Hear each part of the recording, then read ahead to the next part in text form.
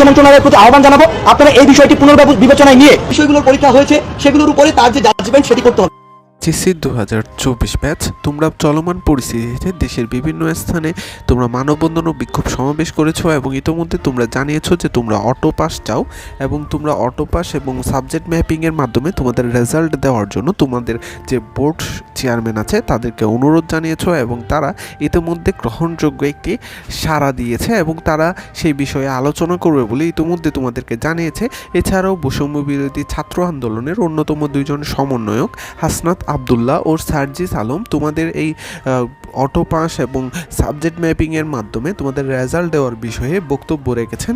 তো সেই বিষয় নিয়ে আজকের ভিডিওটিতে বিস্তারিত জানতে পারবে, তাই ভিডিওটি না টেনে সম্পূর্ণ দেখার অনুরোধ রইল। যারা এখনও আমার চ্যানেলটি সাবস্ক্রাইব করেনি তারা অবশ্যই সাবস্ক্রাইব করবে এবং অবশ্যই ভিডিওটিতে লাইক দিবে। সো তারা কি বলেছে সেটি তোমরা শুনতে থাকো। তো গুরুত্বপূর্ণ ভূমিকা পালন করবেন।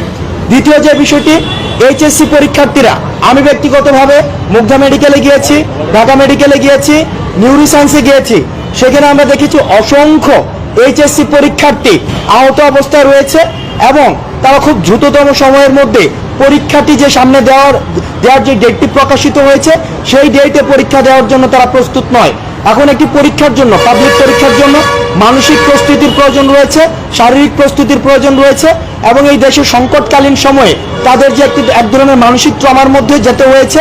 আমরা শিক্ষা মন্ত্রণালয়ের প্রতি আহ্বান জানাবো আপনারা এই বিষয়টি পুনর্বিবেচনায় নিয়ে তাদের সাথে কথা বলে পরীক্ষা এই ডেটে দেওয়া হয়েছে সেই ডেটটি।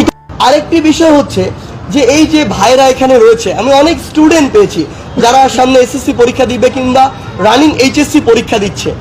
আমরা দেখছি যে আমাদের এই ভাইদের একটা আন্দোলন চলছে, সেটির বিষয়ে হয়তো অভিজ্ঞ মহল যারা রয়েছে সিদ্ধান্ত নিবে, কিন্তু সিদ্ধান্ত যদি পরীক্ষার দিকে যায় তাহলে এখানে যারা রয়েছে আমাদের জায়গা থেকে দাবি থাকবে, একজন মানুষ তার দুই চোখ দিয়ে দেখতে পাচ্ছে না, সে হাসপাতালে এখানে কাতরাচ্ছে, তার তো বাকি পরীক্ষাটা দিয়ে পাশ করে যাওয়া সম্ভব না। তাকে ওই বিবেচনাটুকু করতে হবে যে এই বিষয়গুলোর পরীক্ষা হয়েছে সেগুলোর উপরে তার যে জাজমেন্ট সেটি করতে হবে।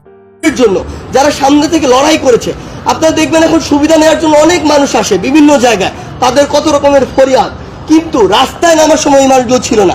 যারা রাস্তায় নেমেছিল, যারা বুক পেতে দিয়েছিল, আজকে তারা হাসপাতালে। তাহলে আপনি রাষ্ট্রের যেই ডিসিশনই নেন না কেন তাদের কথা আপনার মাথায় রাখতে হবে।